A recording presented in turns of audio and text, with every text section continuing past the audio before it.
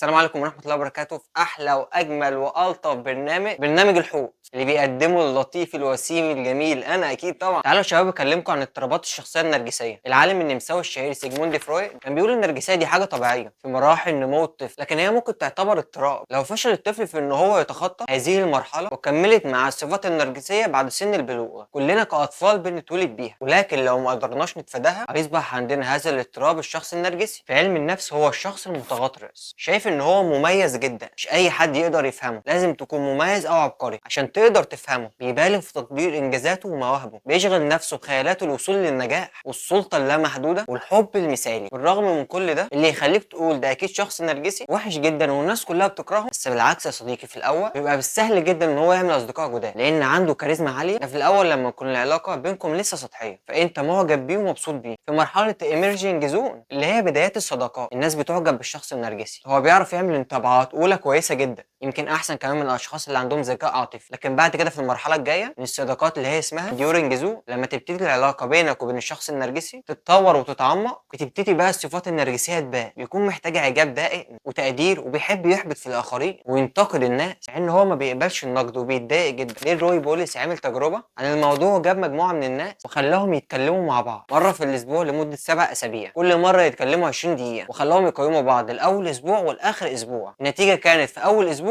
كانوا بيشوفوا الاشخاص النرجسيين اشخاص واثقين من نفسهم ومسليين واذكياء، ولكن على الاسبوع السابع ده بيكونوا اتغير خالص، بيكونوا شايفين نفسهم في اختلاف كبير بين اول اسبوع واخر اسبوع. مش بس الصداقات اللي بيبقى فيها مشكله، بالنسبه للشخص النرجسي كمان العلاقات الرومانسيه. بعض الدراسات بتقول ان علاقات الشخص النرجسي الرومانسيه ما بتكملش اكتر من 4 شهور. الشخص النرجسي عنده مشكله في العلاقات الفيس تو فيس، انما بقى على السوشيال ميديا الوضع مختلف خالص. الشخص النرجسي بيعشق السوشيال ميديا لانها بتسمح له يعرض شخصيته بالشكل المثالي اللي هو عاوزه. السوشيال ميديا بتديله الكونفيرميشن اللي هو عاوزه من الناس عشان يعرف مكانته بطريقه يقدر يجمع بيها اللايكات والكومنتات. نفس الموضوع في الجيمز. في دراسه اتعملت على 1500 واحد في كوريا الجنوبيه لقوا ان الاشخاص النرجسيين عرضه اكتر ان هم يدمنوا الجيمز اللي فيه ليفلات، لانه يقدر يليفل اب كل ما يعلى بالمستوى ويجمع اسلحه اكتر ويبقى اقوى، ودي حاجه الشخص النرجسي بيحبها جدا. لكن الشيء المفاجئ ان رغم كل عيوبه الشخص النرجسي ممكن يكون انجح من الشخص اللي مش نرجسي. يقين الشخصيه النرجسيه ان احسن من بقيه الناس خلى عندها اصرار عالي. كمان يقين الشخص النرجسي ان هو الاصلح للقياده ممكن يخليه اصلا قائد. كتير من الزعماء والقاده في التاريخ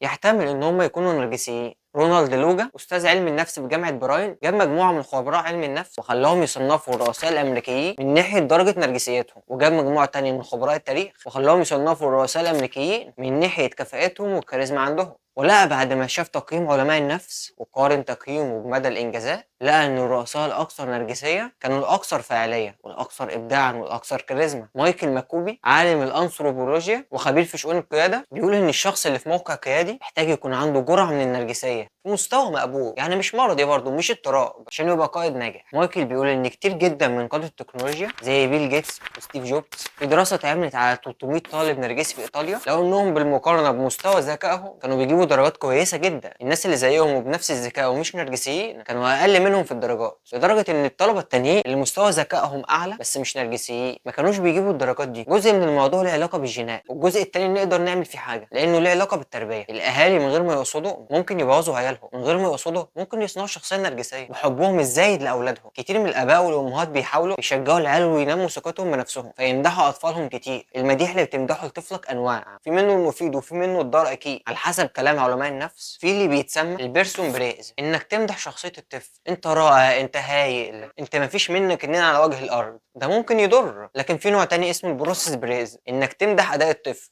او الطريقه اللي اشتغل بيها، انت عملتها صح، انت لعبتها بذكاء، انت خلصتها بسرعه. ده ممكن يعلي ثقه الطفل بنفسه من غير ما يخليه يفتكر ان هو احسن من الناس التانية. الثقه بالنفس مش معناها انك تبقى حاسس انك بتعمل كل حاجه صح او انك مش بتغلط، بس معناها انك تكون عارف ان كلنا بنغلط لاننا بشر وطبيعي ان كلنا نغلط، بس تكون واثق انك هتعترف بغلطك وهتعرف تصلح الغلط ده قبل ما الدنيا تتطربق في دماغك او دماغ حد تاني. يا صديقي تعالى بقى نكلمك عن نرجسيه المشاهير اللي انا واحد منهم. نرجسيه المشاهير نوع من النرجسيه اللي بتتطور في نهايه المراهقه او وقت البلوغ، وبتحصل بسبب الشهره والثروه. المعجبين ووسائل الاعلام بيشجعوا الفكره ان الشخص ده اهم بكتير من الناس العاديين، وده اللي بيوصله للنرجسيه. ممكن تكون ميل بسيط او تتحول لاضطراب في شخصيه كامله. المهم عملوا تجربه على الاطفال وجابوا 300 طفل وخلوهم يلعبوا لعب وادوا لشويه من الاطفال بيرسون بريز مديح شخصي، والشويه التانيين ادوهم بروسيس بريز مدحوا ادائهم وهم بيلعبوا. لقوا ان الاشخاص اللي خدت بروسيس بريز لما بيخسروا ممكن يكونوا بيتضايقوا شويه بس عادي مفيش اي مشكله، مشكله، في حين ان الاطفال اللي خدت بيرسون بريز بيحسوا بالعار لما بيخسروا، لانهم بيفتكروا انهم كاشخاص يعتبروا كويسين بس لو كسبوا. مش بس المديح، كمان البيئه اللي بيتربى فيها الطفل ممكن تكون سبب في انه يزداد نرجسيه. كلنا طبعا فينا النرجسيه، لكن التواجد في بيئه معينه ممكن تزودها شويه. بعض العلماء بيقترحوا ان المجتمعات الفرديه اللي بتهتم وبتركز على الفرد زي الغربيه والراسماليه نسبه النرجسيه اللي فيها اعلى من المجتمعات الجماعيه اللي بتهتم اكتر بالمجموع والمجتمع كله زي مجتمعاتنا الشرقيه. دراسات كتير بتقول ان النسب النرجسيه في بلد زي الولايات المتحده الامريكيه اعلى من النسب النرجسيه في الشرق الاوسط. في النهايه احب اقول لك يا صديقي، معظم الناس ما بتحبش الشخص النرجسي، محدش بيحب الناس اللي شايفه نفسها، ما بنحبش الحده في التعامل، ما بنحبش اعتقاد الشخص النرجسي ان هو احسن من بقيه الناس، بس دي غالبا حاجات هو مش متحكم فيها، وقد تكون جينات وراثيه او بيئه معينه اتربى فيها. دي كلها اعراض للاضطراب النفسي. في الاول والاخر ليك القرار انك تستحمل هذا الكائن او ما تستحملهوش، وحاول تستحملني شويه يا صديقي لانك هتشوفني كتير الفتره الجايه.